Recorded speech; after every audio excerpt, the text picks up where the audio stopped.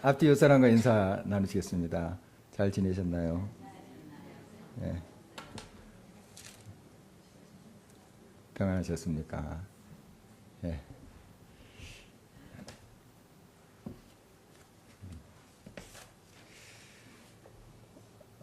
사도행전 7장은 스데반의 설교죠.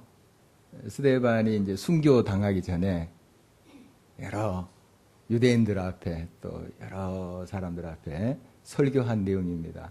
쭉 그 내용을 보면 이스라엘 역사를 훑고 있어요. 그리고 결국 그 역사 속에 예언된 메시아, 그분이 나사렛 예수시다. 이게 이 설교를 요약하는 것이에요. 그러니까 예수님을 증거한 거죠. 복음을 증거하는 내용인데, 또 한마디로 구원에 관한 말씀입니다. 구원. 그러니까 쭉 이스라엘 역사가 구원 역사다.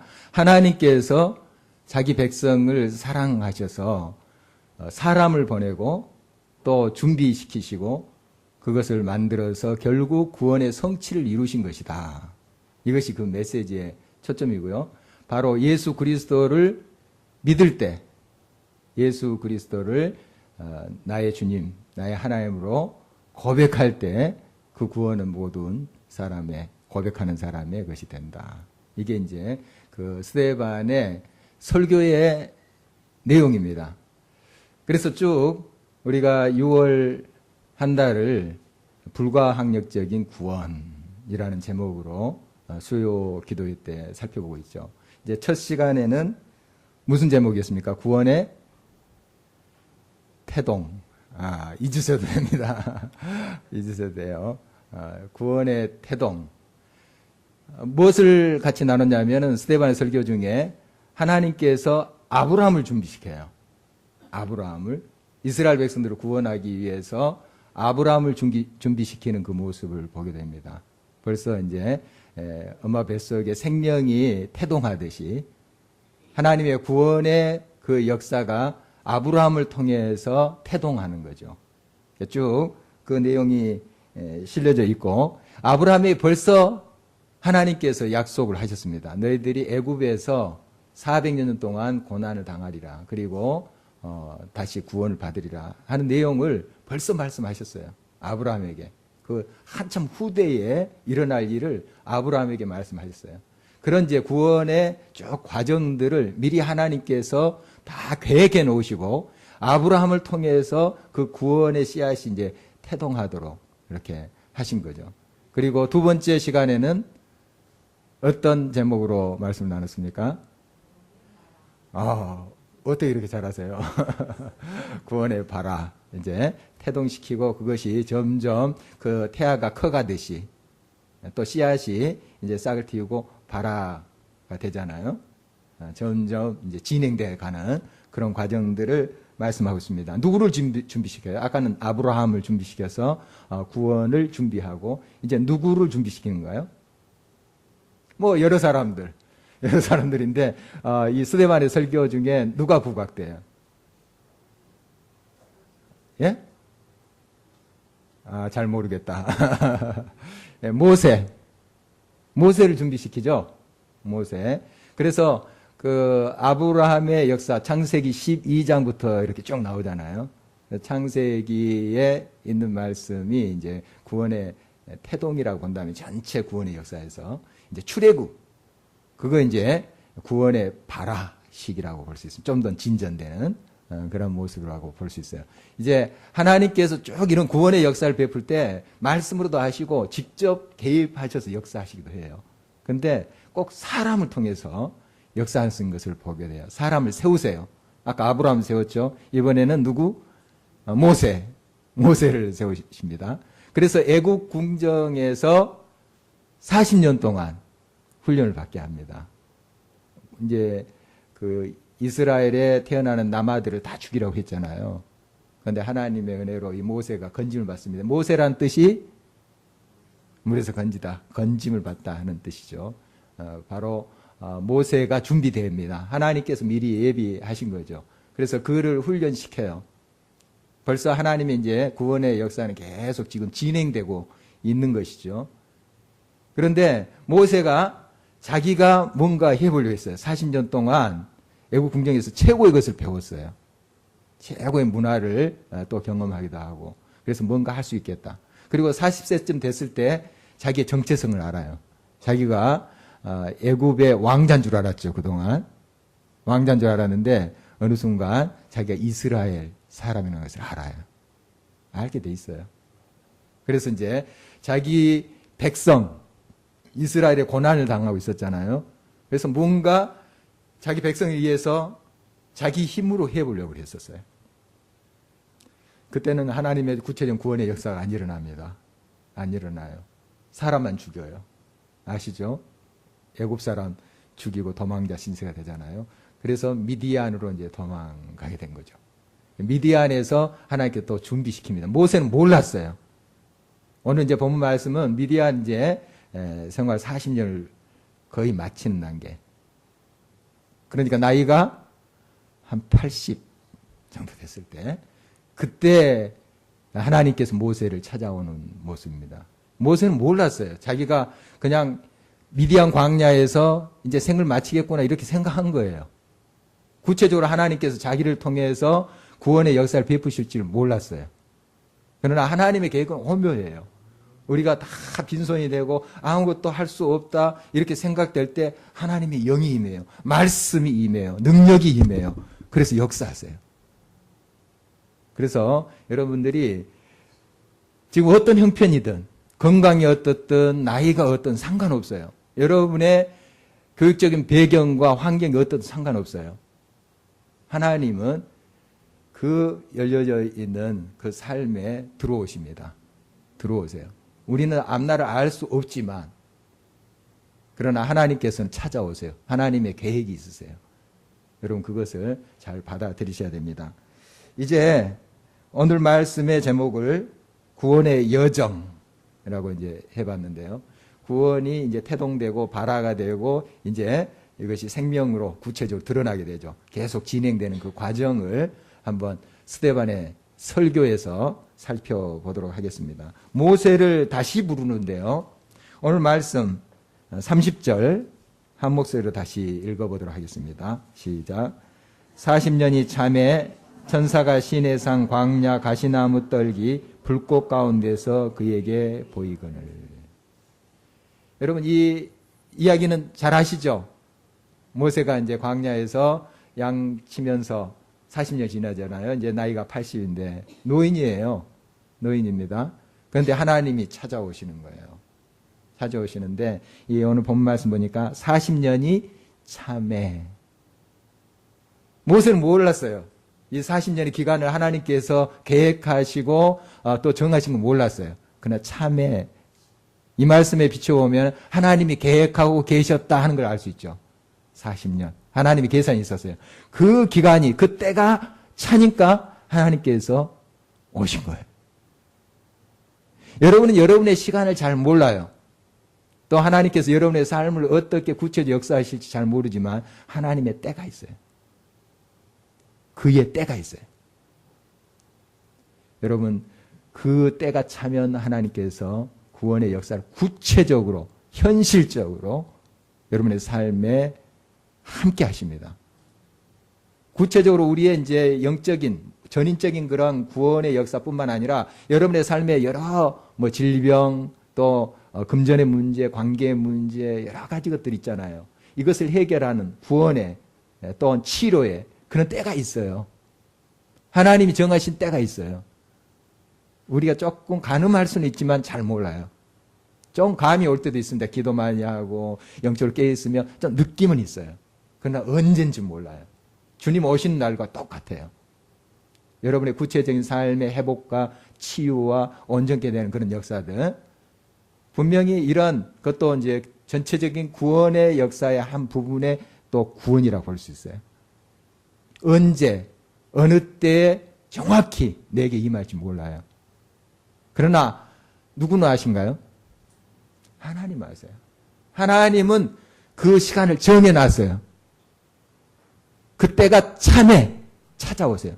전혀 기대도 하지 않았습니다. 나 여기서 양치다가 죽겠구나 이렇게 생각했어요. 모세, 뭐 80인데 뭘 하겠어요? 이제 뭘 하겠습니까? 그렇게 장인의 양무리를 치고 있었어요. 80인데.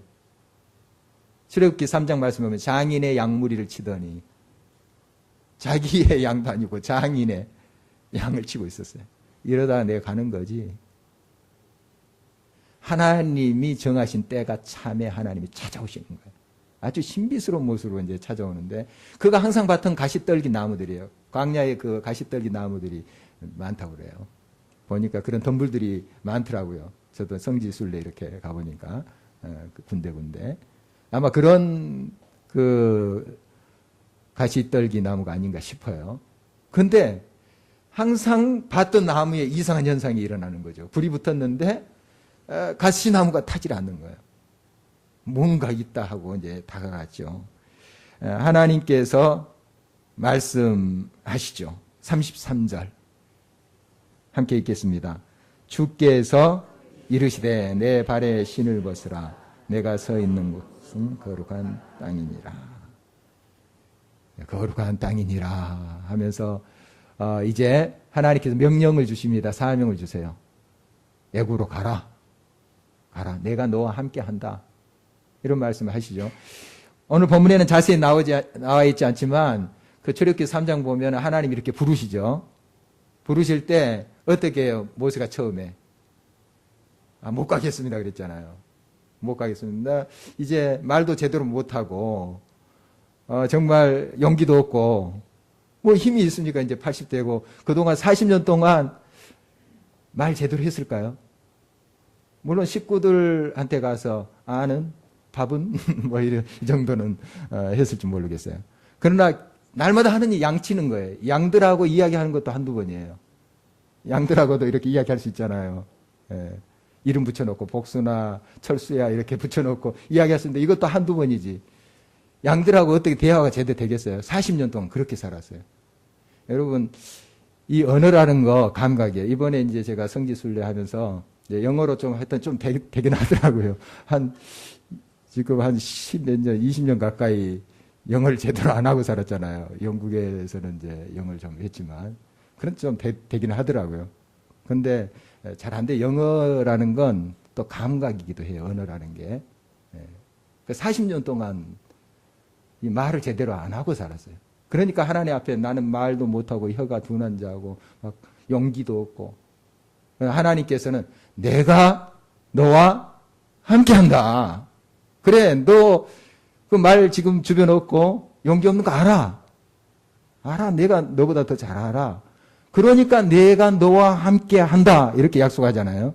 그럼 그 말씀을 믿어야죠. 나는 부족하지만 하나님이 함께 하시니 순종하겠습니다. 이렇게 돼야 되는데 계속 이 모세는 자기만 바라보는 거예요. 난 못해요. 그러니까 하나님께서 어떻게 반응하세요? 화내시죠. 화내셨습니다. 확 내셨습니다. 여러분, 우리가 이제 겸손하다는 건 뭐냐 하면 내 자신을 알고 나의 부족함을 하나님께 고백하는 겁니다. 그리고 그 크신 하나님이 나와 함께 계신다 하는 걸 믿는 거예요. 이게 겸손이에요. 계속 못한다. 이게 뭐냐 하면 처음에는 겸손이에요. 그렇지만 계속 하나님이 내가 너와 함께한 너 못한 줄 알아. 부족한 줄 알아. 그러니까 내가 너와 함께하고 지혜가 되고 힘이 되겠다. 약속하면 하나님 부족하지만 하나님 함께 하시니 제가 순종하겠습니다. 이게 겸손인데 끝까지 못하겠다. 하나님이 함께 하시겠다 하는데도 못하겠다. 그럼 무슨 말인가? 하나님이 함께 하셔도 못합니다. 이런 뜻이 되는 거예요. 물론 의도적으로 그런 말은 아니지만 하나님이 나와 함께 하셔도 그건 안 됩니다. 이런 뜻이 되는 거예요. 교만이에요. 교만. 자꾸 하나님을 의지하고 바라봐야 되는데 자기 자신을 주목하고 있는 거죠. 여러분 하나님 앞에 늘 겸손히 우리 자신을 비워야 됩니다. 비울 때 우리 자신을 통해서 하나님의 능력이 역사하세요. 예수님도 물론 하나님과 동등된 분이지만 빌립보서 2장 말씀 보면 비우셨어요. 자기 자신을 비워 종의 형체를 입고 사람 우리와 똑같이 되셨어요. 그래서 구원이 가능한 거예요. 여러분 내가 많은 능력을 받고 권능을 받아서 그 힘으로 뭔가 할 수 있다 할 때 하나님이 딱 닫으세요. 뭔가 되는 것 같아요. 뭔가 그럴듯하게 보여요. 소리도 좀 요란하고 그럴듯하게 보이지만 사실 영양가 하나도 없습니다. 예수님도 비우셨는데요. 예수님도. 하나님의 사람들 보세요. 그가 많이 배웠든 적게 배웠든 상관없어요. 하나님 앞에 겸손히 비운 사람들 쓰세요. 겸손히.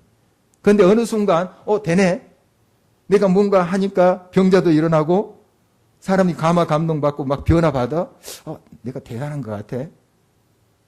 이럴 때 무너집니다. 하나님께서 쓰신 것 같지만 안 써요. 흉내만 냅니다. 냄새만 피워요. 대단한 것처럼 보여요. 포장하니까. 사람들은 또 그게 대단한 것처럼 또 가서 대단하다 칭찬도 하고 하죠. 그러나 그곳에는 하나님의 능력 없습니다. 자기만 드러나니까. 모세가 40년 전에 자기가 할 수 있다고 하실 때 하나님께서는 딱 닫으셨어요. 그를 통해서 역사 안 하세요. 그래서 철저히 비우게 하시잖아요. 광야에서. 그리고 하나님이 그의 비운 삶 속에 오신 거예요. 그게 때가 찬 거죠. 그리고 하나님이 역사하신 것을 보게 됩니다. 여러분, 하나님 앞에 늘 우리 자신을 비워야 됩니다.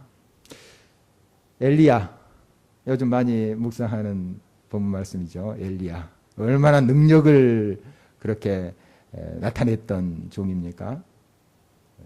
그 바알과 아세라 선지자 850명을 대항해서 싸웠다는 거 우리 얼마나 잘 알고 있습니까? 대단합니다. 죽음도 두려워하지 않았어요. 왕 앞에 담대히 말씀 전했습니다. 그런 사람이에요. 그런데 그 큰 능력을 행한 다음에 어떻게 됩니까? 왕비 이세벨이 자기를 죽이려 하잖아요. 도망가요. 이게 우리예요. 이게 우리 사람의 모습이에요. 엘리야도 우리와 똑같은 성정을 가진 사람이거든요. 이게 우리의 모습이에요. 하나님이 능력으로 역사하실 때 그 일이 가능한 것이지 엘리야가 대단해서 그 850명을 대항해서 이긴 게 아니에요. 엘리야의 능력이 아니에요. 하나님의 능력이지요. 한 여인의 그 칼 앞에서 벌벌 떠는 것이 우리 인생이에요. 그래서 저 북쪽 이스라엘에서 활동했잖아요. 엘리야가. 남쪽 유다로 도망칩니다. 유다도 제일 저 남단인 브엘세바까지. 나무로. 거기에 사원 두고 하룻길을 더 가요. 남쪽으로. 사막으로 광야로 갔다 했잖아요. 더 남쪽으로. 이세벨의 칼에서 더 멀리 간 거예요. 그러나 그 두려움이 사라집니까? 나 죽여주십시오 하잖아요. 두려움 사라지지 않아요. 그 칼 피한다고 그래서. 하나님께서 어루만져 천사를 통해서 물론 어루만지시고 그에게 힘을 주시고 먹을 걸 주시고 해서 40주 40야를 막 정말 성령에 충만한 그러한 가운데 호렙산에 시내산에 다다라요. 시내산 기억납니까? 누가 하나님을 만났던 것이죠? 모세가 십계명 받았던 것입니다. 다시 시작하는 거예요. 다시 말씀. 이제 거기에서 하나님께서 어떤 현상을 보여주시는데 큰 막 바람 소리, 막 회오리 바람 소리 막 일어납니다. 그러면서 산이 쩍쩍 갈라지고 대단한 역사죠. 놀라운 광경입니다. 그때도 하나님 거기에 계시지 않았어요. 성경 거기에 계시지 않았다 그렇게 말씀하세요. 그 다음에 뭐가 일어납니까? 지진.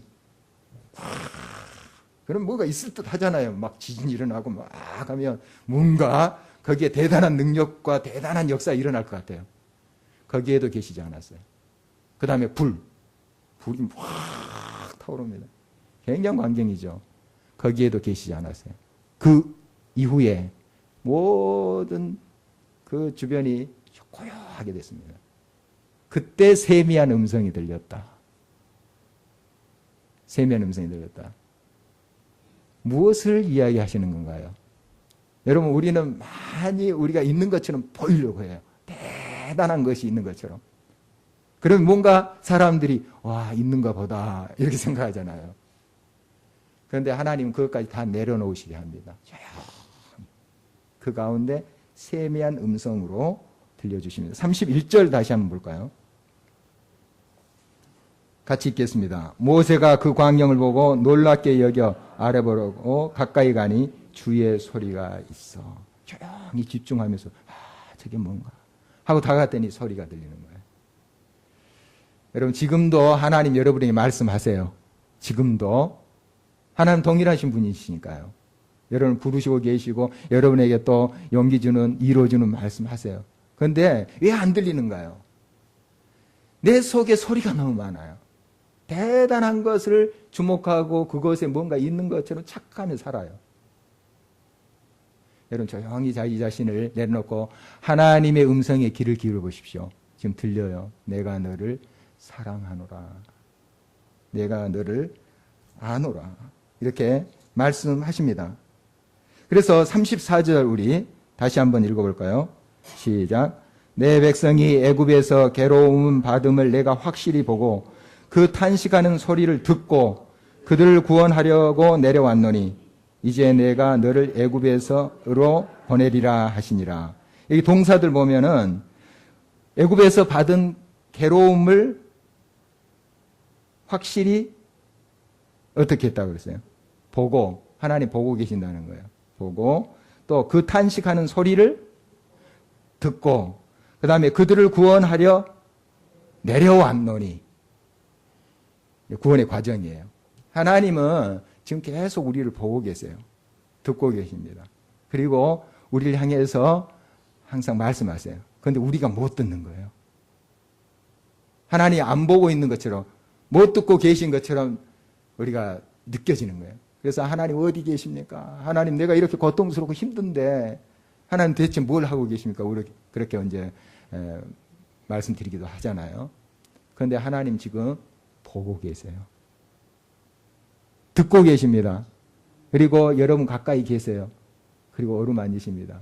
하나님을 주목하십시오. 너무 분주하니까 내 속에 막 다른 거 기대하고 다른 어떤 막 불이 붙고 지진이 일어나고 막 대단한 소리 일어나고 이걸 기대하니까 안 들리는 거예요.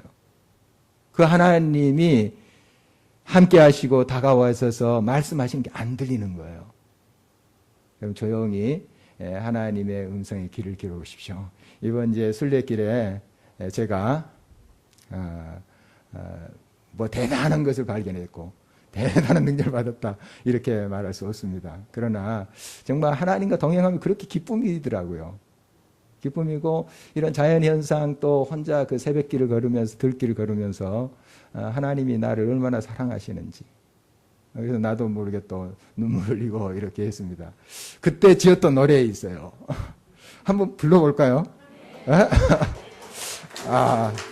예. 이거 다 짜고 나온 거예요. 여러분들이 부르지 말라 해도 부를 거예요.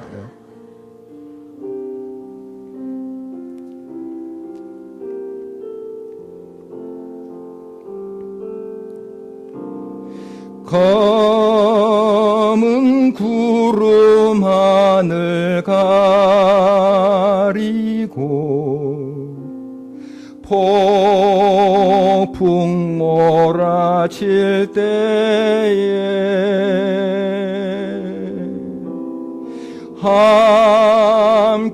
함께하마 약속하신 주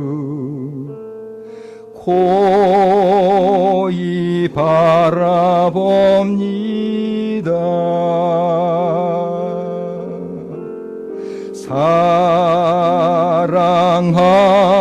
사랑하는 자여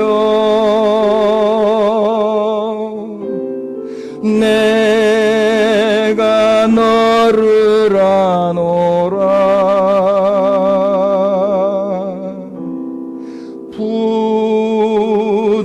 부드러운 주의 목소리 귀에 들려옵니다.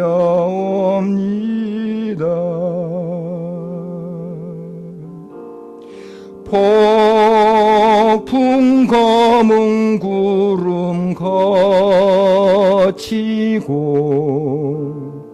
밝은 태양 비칠 때 성령 충만 약속하신 주 고이 다시 바라봅니다.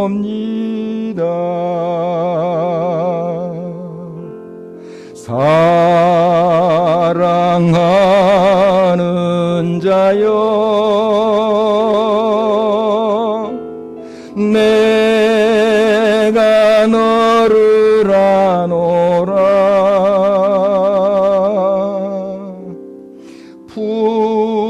부드러운 주의 목소리 귀에 들려옵니다.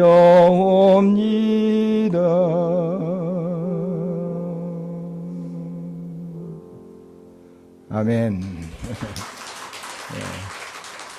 이렇게 박수 받으려고 부른 건 아닌데. 조용히 주를 바라보며 들립니다. 자연의 여러 모습을 통해서도 이렇게 주의 음성이 들려요. 내가 너를 안다. 너 보고 듣고 있다. 너 가까이 있다. 느끼게 되고 또 그의 목소리가 들립니다. 물론 이제 이노야 너를 사랑하는 이런 음성은 아니지만 마음에 그런 음성이 들려요. 들리고 여러분도 그런 이제 삶의 체험이 있을 것입니다. 여러분 항상 주님은 우리에게 말씀하세요. 내가 너를 아노라. 내가 너를 사랑하노라. 그래서 다가왔어요. 하나님의 때, 여러분의 또 때가 있어요. 그런 때가 참에 하나님께서 반드시 다가와서 말씀하세요. 여러분의 삶의 큰 구원의 역사, 전인적인 구원의 역사뿐만 아니라 삶의 순간순간 구원의 역사로 함께 하세요. 그 구원의 주님을 꼭 만나셔야 됩니다. 이제 이 구원이 진행될 때 방해가 많아요. 꼭 보세요. 하나님의 구원의 역사가 이렇게 순조롭게 이어지질 않아요. 아브라함 구원의 역사, 또 야곱의 그런 또 건지시고 그를 회복시키시고 하는 역사 보면 과정이 순탄치는 않아요. 그렇죠? 하나님의 사람들 보십시오. 다 어려워요. 모세도 마찬가지죠. 순탄하지 않아요. 그런 어려움들이 있어요. 구원의 여정 속에서 여러 거절, 또 반대, 반역 이런 것들이 있어요. 오늘 본문에도 이제 나와 있는데요. 39절 이제 말씀 한번 보도록 하겠습니다. 함께 읽어보겠습니다. 우리 조상들이 모세에게 복종하지 아니하고자 하여 거절하며 그 마음이 도리어 애굽으로 향하여. 이스라엘 백성들 광야 생활 이야기 우리 잘 알고 있잖아요. 얼마나 그냥 하나님께 거역하고 또 원망하고 불평합니까? 그런 역사 이야기하는 거예요. 또 모세가 이제 하나님의 부르심을 받아서 지금 백성들 인도하잖아요. 얼마나 또 모세의 마음을 아프게 하는지요. 그거 우리 잘 알고 있습니다. 그 역사가 쭉 이제 39절 이하에 나와 있습니다. 뭐 먹을 것이 없다고 또 이제 고기 실컷 못 먹는다고 우리 애굽으로 돌아가게 해달라. 애굽에서는 실컷 고기 먹었다는 거예요. 그냥 가마솥에서 고기 건져 먹었다는 거예요. 그랬나요? 그러지도 않았어요. 아들 낳으면 죽임을 당했습니다. 아들이. 그런 것이 그곳으로 돌아가겠다는 거예요. 지금 당장 어려우니까. 그렇게 원망했던 이제 그들의 모습을 봅니다. 또 우상들을 섬겼잖아요. 광야에서 금송아지 사건 여러분 잘 아시죠? 출애굽기 32장 보면은 모세가 이제 시내에 사는 기도하러 갔어요. 이제 말씀 받으러. 그때 아론에게 자기 형이죠. 아론에게 백성들 맡겼어요. 근데 백성들이 모세가 내려온 것이 더딤을 보고 우리들에게 신 좀 만들어달라 한 거예요. 우리 인도한 모세가 어디 있느냐? 또 여호와가 어디 있느냐? 그래서 아론이 금 가지고 오라. 그래서 막 다 금 모아가지고 뭘 만들었어요? 금송아지 만들었잖아요. 난리법석 떨었어요. 그 앞에서. 그런 사건들 있었습니다. 정말 하나님을 거역하고 하나님께서 이루실 구원을 잠잠히 바라보고 따라가야 될 그 백성들이 이렇게 이제 반역하고 거절하고 또 하나님을 노엽게 했던 이제 모습을 보게 됩니다. 그래서 42절에 이런 이제 말씀, 아모스 이제 말씀을 인용하고 있는데요. 이스라엘의 집이여 너희가 광야에서 40년간 희생과 제물을 내게 드린 일이 있었느냐? 이 말은 무슨 말인가요? 희생과 제사를 드린 적이 없다. 이게 반어법이잖아요. 예, 드린 적 없다. 이스라엘 백성들이 안 드렸나요? 광야에서. 제사했습니다. 그런데 안 드렸다는 거예요. 왜? 왜 이런 말씀을 하셨을까? 아모스 선지자를 통해서. 나중에 이제 후대의 일이긴 하지만. 아모스 선지자가 선포한 그 말씀이 후대에 선포됐다는 그런 뜻입니다. 이 사건은 출애굽 사건 때 있었던 거고. 예배를 제대로 안 드렸다는 거예요. 너희들이 소, 양 잡아서 예배 드렸지만 너희들의 중심에 탐욕이 있다. 이기심. 그러니까 자꾸 편하고 하나님 기적이 나타날 때는 할렐루야 막 하면서 교회 봉사도 하고 충성도 하고 하는 것 같은데 일이 꼬여요. 어려움이 있어요. 그러면 또 곤두박질 치는 거예요. 하나님 중심의 신앙이 아니고 자기 중심이에요. 자기 중심. 예배 드림도 위로받고 평강받고 복받고, 여러분 그런 예배의 기능이 있습니다. 예배를 통해서 우리가 복받고 위로받아요. 그러나 예배의 근본적인 출발은 그게 아니에요. 예배는 드리는 거예요. 제가 항상 말씀을 통해서 도전하는 거지만 하나님께 일주일의 삶을 가지고 주일 예배를 드리는 거예요. 드리는 거. 그거 아닙니까? 예배는 드리는 거예요. 그래서 자꾸 우리 중심으로 하려고 그래요. 그래서 은혜가 되면 막 그냥 마음이 아주 기분이 좋고 싱글벙글합니다. 그런데 때로는 이제 도전되는 말씀, 좀 무거운 말씀, 또 이런 것이 선포될 때는 마음이 그냥 또 굉장히 기분이 나빠하는 사람도 있을 수 있어요. 상처받는 사람도 있고. 그때는 도전을 받았으면 회개하고 하나님께 바로 서서 정말 그 내가 하나님 앞에 치료를 받고 바로 섬이 기쁨이 돼야 되는, 바로 이것이 신앙의 본질인데 이게 굉장히 전도돼 있어요. 우리 중심. 이게 바로 이스라엘 백성들이 희생과 제물을 드렸습니다. 그런데 내게 드린 일이 있었느냐? 하나님 말씀이. 내게 그것을 예배를 온전히 드린 적이 있었느냐? 안 드렸다는 거예요. 예배 안 드렸다는 거예요. 여러분 진정한 예배가 돼야 됩니다. 진정한 하나님께 온전히 드리는 예배가 돼야 됩니다. 오히려 43절 보면은 몰록의 장막과 신 네판의 별을 받들었으며, 오히려 하나님보다 이런 우상들을 섬겼다는 거예요. 이제 몰록은 그 아람의 주신입니다. 주된 신인데 이 몰록 노쇠로 만들었다 그래요. 그리고 팔을 이제 앞으로 이렇게 뻗은 형상입니다. 머리는 이제 황소 형상이고요. 왜 팔을 앞으로 뻗었냐면 이 몰록에게 제사를 드릴 때 제물이 뭔 줄 아세요? 자기 자식이에요. 아들이에요. 아들이에요. 그 자식을 제물로 여기다가 해놓고 불태워서 드리는 거예요. 이게 그 아람 사람들이 했던, 그 이방 사람들이 했던 그 제사예요. 그런데 이스라엘 사람들이, 하나님 백성이라 하는 사람들이 이걸 쫓아가요. 나중에 보면. 이 레파는 토성을 이제 말한다고 이제 보는데, 이 1월 성실을 섬긴 게 있었어요. 해, 달, 토성, 금성, 이 섬기는 거. 그래서 여기 42절 앞에 하늘의 군대 섬기는 일에 버려두셨으니, 이런 말씀이 있죠. 하늘의 군대, 이게 1월 성신이에요. 1월 성신. 그러니까 해와 달, 여러 별들.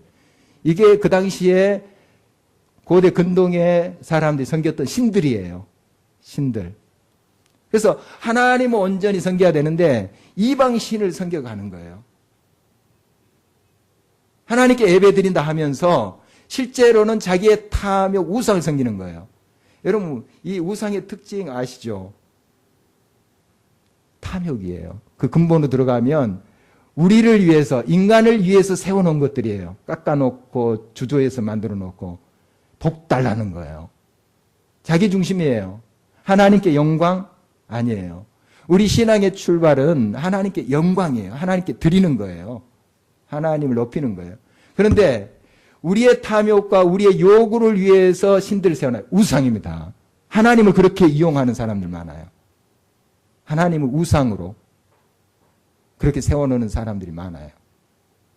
겉은 하나님, 예수님 하는데 속을 뜯어다 보면 자기의 탐욕과 이기적 욕망을 위해서 하나님을 이용하는 거예요. 이게 몰록을 섬기는 거예요. 뭐 요즘 이제 뉴스에도 여기 들어와서 좀 들은 거지만 뭐 오늘 내일의 일은 아닙니다. 우리 계속 있었던 이야기인데 그 외국인 유치원 보내기 위해서 문서 조작해가지고 보내고 이런 일들 있잖아요. 요즘도 뉴스에 이제 가끔 나오던데 그렇게 교육을 받았으면 양질의 교육, 대단한 교육을 받았어요. 그 얘가 어떻게 될까요? 그 아이가 대단한 교육을 받았겠죠. 거기서 받을 수 있겠죠. 좋은 선생 밑에서 양질의 교육을. 그게 양질일까요? 거짓으로. 자기가 그렇게 거짓으로 그 학교를 다녔는데 문서 위조해가지고 다녔는데 어떻게 살까요? 그의 인생. 물론 회개하고 하나님 만나서 바른 사람 되면 참 좋겠죠. 그러나 그런 문화 속에 그런 가치관에 자란 아이가 나중에 국무총리 되고 대통령 되면 어떻게 될까요? 만약에. 나라 망칩니다. 망쳐요. 이 몰록에게 바치는 거예요. 몰록에게. 자기 자식을. 안 그런다고 생각하죠? 그냥 우상에게 바치는 거예요. 여러분 진정 하나님을 온전히 섬겨야 됩니다. 하나님만이 구원이세요. 하나님만이. 그분에게만 참된 구원이 있습니다. 다른 길 없어요. 이제 결국 이 구원의 여정의 중심이 있는 것이 말씀이에요. 그래서 44절 말씀 한번 볼까요? 같이 읽겠습니다. 광야에서 우리 조상들에게 증거의 장막이 있었으니 이것은 모세에게 말씀하신 이가 명하사 그가 본 그 양식대로 만들게 하신 것이라. 이 장막 아시죠? 성막을 뭐라고 지금 칭하고 있나요? 증거의 장막. 왜 그렇게 성막을 증거의 장막으로 스데반이 강조해서 이야기할까요? 바로 그 성막에 지성소와 성소가 있잖아요. 지성소에 뭐가 있어요? 안 가봐서 모르겠어요. 거기에 법궤 있죠. 법궤. 십계명 돌판이 그 지성소에 있습니다. 말씀 중심이에요. 사실 여러 제사, 여러 가지 예법들이 있지만 사실 이 성소의 중심은 말씀이에요. 그리고 그 모든 것도 하나님의 말씀하신 대로 지었어요. 보세요. 성경 말씀. 말씀대로 행하였더라. 계속 이것이 반복돼요. 말씀대로. 그래서 결국 성소나 성막이나 앞으로 이제 솔로몬이 지은 성전이나 지금 교회나 말씀 중심이에요. 우리 모든 구원의 역사 중심의 말씀이에요. 말씀. 그 말씀이 육신이 돼서 우리 가운데 오신 분이 예수 그리스도. 말씀 떠나서 구원 없어요. 예수 그리스도 이외에 구원의 길 없어요. 말씀이에요. 말씀. 이것이 계속 여호수아를 통해서 이제 이어져 왔고 다윗까지 이어져 왔다. 45절 말씀 보면 그렇게 기록되어 있어요. 다윗까지. 계속 말씀 중심. 그래서 다윗이 이 법궤를 예루살렘에 옮길 때 얼마나 기뻤는지 막 춤을 추잖아요. 다윗이 물론 실수가 있었고 부족한 사람입니다. 그러나 말씀 중심으로 살려고 부단히 애를 썼어요. 그것이 정말 훌륭한 거예요. 여러분 말씀 중심으로 돌아가야 됩니다. 이제 올해가 종교개혁 500주년. 그래서 우리 종교개혁자들이 뭐라고 했어요? 오직 말씀, 오직 은혜, 오직 성경 말씀, 또 오직 믿음. 오직. 말씀 얼마나 강조했는지 몰라요. 그래서 이게 우리 이제 개신교의 굉장히 중요한 특징이기도 하고 말씀 강조하는 거 참 은혜입니다. 그런데 이제 여기에도 잘못된 적용이 있을 수 있어요. 조심해야 됩니다. 제가 이번에 이제 산티아고 순례길 갔잖아요. 근데 스페인은 500년 전에 그 종교개혁의 바람이 못 미쳤던 것 같아요. 스위스나 북유럽 쪽은 또 영국만 하더라도 제가 지냈던 영국만 하더라도 그 성당에 교회 안에 막 성상이나 막 이런 것이 그렇게 심하지 않아요. 거의 뭐 독일 루터란 교회들은 그런 거 이제 다 없고 스위스도 그런 거 다 거뒀고 하는데 스페인은 아직 많이 남아있더라고요. 거기까지 이렇게 그 바람이 미치지 못했던 것 같아요. 그러니까 이 성당들 있잖아요. 마을마다 있어요. 교회들. 또 묘지가 그 옆에 있고 보면은 그 안에 성상들이 많아요. 그런데 예수님 상도 있고 마리아 상도 있고. 그런데 제일 중심에 누가 있냐면은 그 마을에서 섬기는 또 존경한다고 할까 우리식으로 좋게 표현하면 그 성자상이 있어요. 그게 제일 가운데 있어요. 그래서 이제 산티아고까지 이르는 그것이 이제 순례길인데 산티아고가 굉장히 거대하고 막 화려한 대성당이 있어요. 그래서 순례길을 마치고 거기서 미사, 예배 드리는 것이 굉장히 그 하이라이트예요. 그 피날레이기도 하고. 그런데 그 산티아고 대성당의 그 앞에 바로 여기죠. 우리 성전이면 여기에 어떤 모습인가 한번 우리 화면으로 보도록 하겠습니다. 어떤 모습인가? 좀 여기 불을 켜면 좀 더 끄면 더 잘 보일 것 같은데 굉장히 화려합니다. 절 분위기 나요. 절 분위기 나요. 예, 조금 스페인 사람들에게 좀 안 됐지만 제가 느낀 대로 어떻습니까? 굉장히 화려하죠. 하고 잘 안 보이시겠지만 제가 찍은 이제 사진 좀 흐려서 다른 걸로 했는데 저기 옆에 양 옆에에 천사들이 있어요. 천사들인데 여자 모습인데 거의 나체입니다. 여기만 가리고 이렇게 천사들이 이렇게 둘러싸여 있어요. 그런 모습이고 여기 밑에쯤을 이제 좀 더 큰 그림으로 볼 거예요. 여기 밑에쯤 여기 이제 중심인데 이렇게 돼 있어요. 그리고 이 옆으로 계단이 뒤쪽으로 나와 있어요. 사람들이 올라가서 저 등 뒤를 이렇게 감싸고 뽀뽀도 하고 막 쓰다듬고 해요. 그리고 지나갑니다.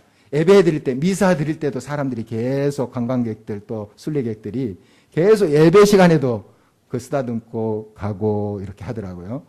누구냐 하면 예수님 아니에요. 저게 성소 제일 앞에 있는 상이에요. 제일 큰. 예수님 아니에요. 누구겠어요?